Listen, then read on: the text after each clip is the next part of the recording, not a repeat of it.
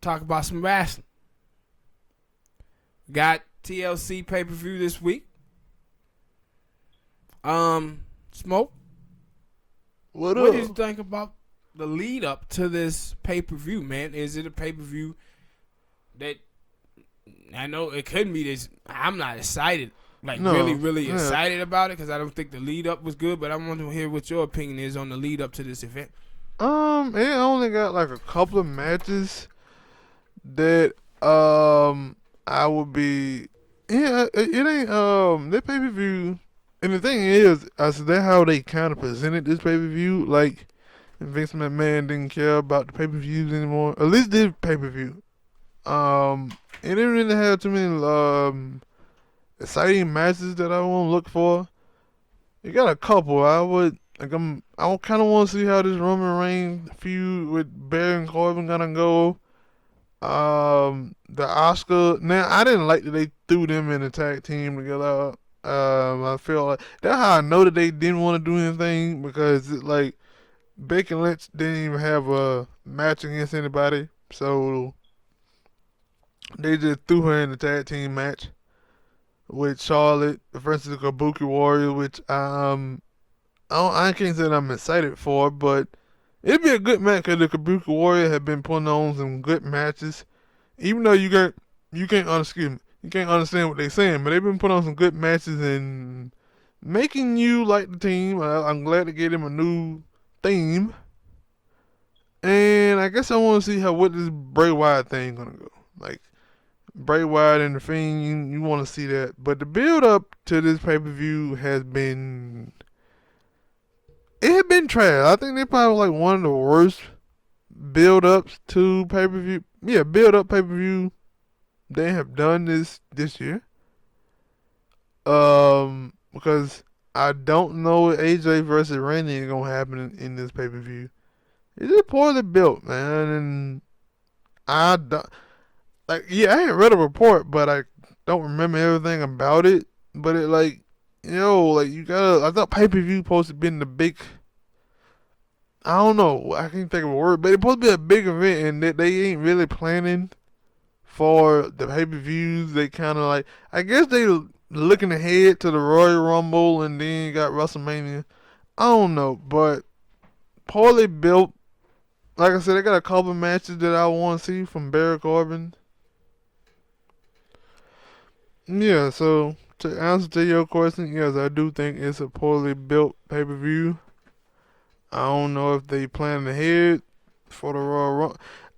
I know they are because I heard, but it ain't much. It ain't much for the Royal Rumble. I heard that they were like, yeah, it's gonna be 10 for the men and women. It's gonna be 10 from NXT, 10 from Raw, 10 from SmackDown.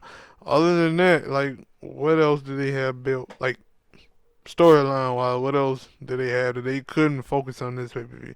Cause that's what you will see sometime with the WWE when they have another event that they planning that especially for the Super Showdown show. You'll see for that next pay per view that coming up or the pay per view before that, they don't really have nothing set for them because they be having matches set for that Super Showdown that they want to put on. So. And that was what this is what do y'all have other than Royal Rumble? And WrestleMania ain't until April. So how come y'all couldn't put no storyline together for TLC? I think they was just trying to. I think the reason why, cause I think War Games, they try with SmackDown moving, then NXT coming on. I think they got so wrapped up into that they really didn't focus on TLC. And this is the last pay-per-view before the beginning of the year. They were just like, hey, let's just throw some shit together. But I would get that, I don't. It's certain stuff, you got, I don't even know they wrestling. Because they had the little storyline with Lacey Evans and Bailey. I don't know what they wrestling on their card. Seth Rollins can't wrestle because he hurt his finger, but that been a piss poor story. That's a storyline that takes a while to get to. I wish they would have had another member. What you mean? To my AOP? Yeah. Cause now it's threesome again, and like I was watching CM Punk, and he was talking about it. He was like, "Yay, I think that he's a better bad guy than he's a good guy." And I think it was Renee. She said at least they didn't took the comeback stuff off of them. So they don't look like the damn Shield. Yeah. And my thing is for that, I wish they would have dragged that out a little bit more, especially because he ain't going to wrestle at their pay-per-view, and then it would like I'm saying, it's quick storyline. Like, have that draw that out. Maybe have Seth Rollins teaming with Kevin Owens to face AOP, and then he turn on them so you can have that draw this out longer. But to just do it the way they did it last week, knowing that Seth Rollins probably ain't gonna be able to wrestle at TLC for their match, so it was. And then they were like, Shinsuke was supposed to fight Braun Strowman, but he been hurt for the past couple of weeks. And I was like, y'all only teased Braun Strowman against Shinsuke way back when you did nothing else with that. It was, for me, another thing too, it was really good to see how well aware CM Punk and Paige is about the WWE fan base. Because they were like, yeah, they were booing Seth Rollins when he was on the good side. The thing is, now that he turned dirty, they'll cheer him now. Yeah. So but that's something. Cheer him now. But no, that was something that we have said, and no, all wrestlers are aware of this. Because I heard Cena say that. I heard Roman say that, thing is, if we turn heel, people keep talking about, we need to turn heel. He said, if we turn heel, the fans will start cheering us.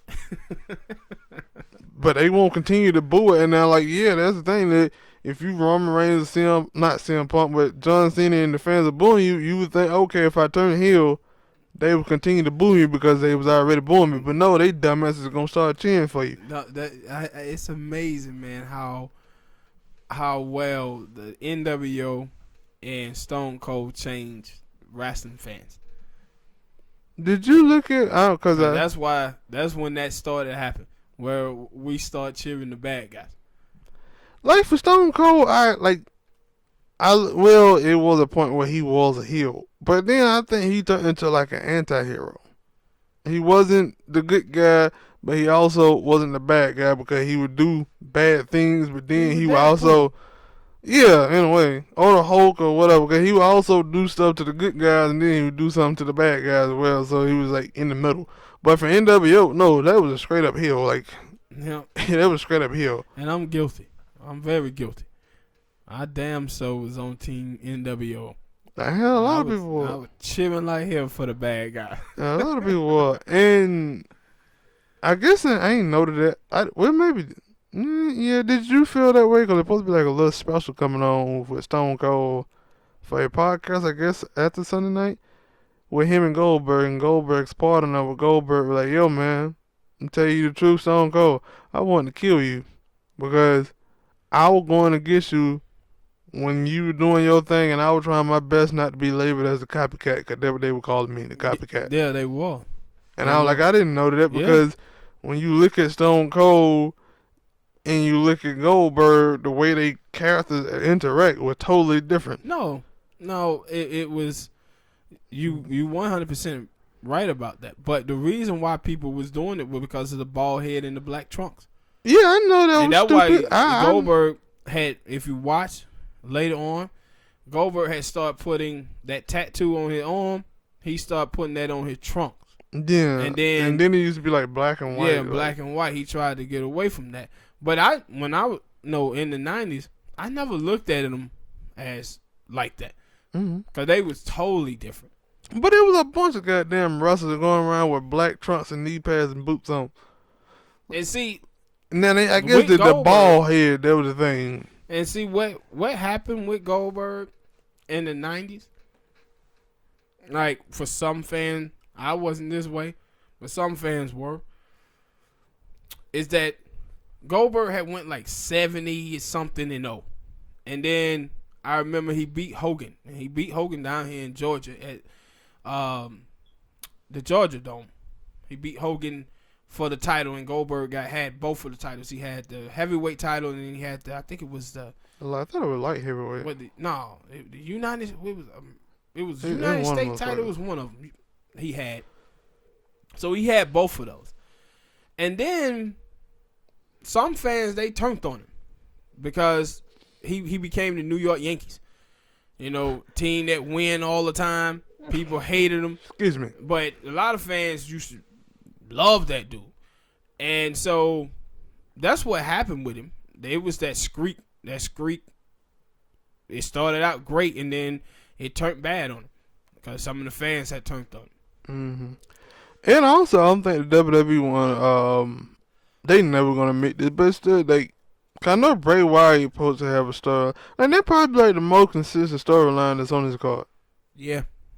All the rest of them, they short build and they just going with it, and then like I say, not having Brock add there. Like I will say, Brock been there more this year than he have any other year, but you really can't have that dude with the title and him not being on the show. You really can't. But at that point, we already know that ain't changing. Yeah, and so, like I said, the most interesting matches I'm interested in seeing is Kabuki for Warriors versus Charlotte and Becky, the Roman Reigns match, and the Bray Wyatt match. I want to see. They're the only matches I'm really truly interested in. All the rest of the matches, I don't really care for. And hell, it ain't that many matches, but hit that like button, people. Subscribe to the channel.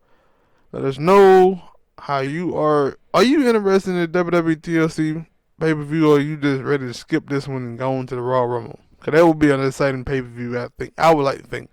But this one right here, they don't even have TLC matches no more. I'm mad about that. So now one of these matches gonna have actually ladders and chairs and stuff in it? They're Roman Reigns match, but like when I say TLC, I mean they gotta go up and go and get a title, go and get a belt or something like that. Not we just gonna have ladders, chairs and stuff just to be having it. That ain't my type. I was built on the Jeff Hardy, the Hardy Boy versus the Dudleys and Edge, them TLC matches, not these TLC matches that they doing now. They are trash. They don't even reach what the heights that them matches got. That's how the Dudleys, the Hardys. I still didn't like Edge and Christian like that, but those them other two teams, I liked those teams. That were my favorite teams. Yeah, them boys go at it back in the day. All right, man, hit that like button, subscribe. Next topic, what you got, baby?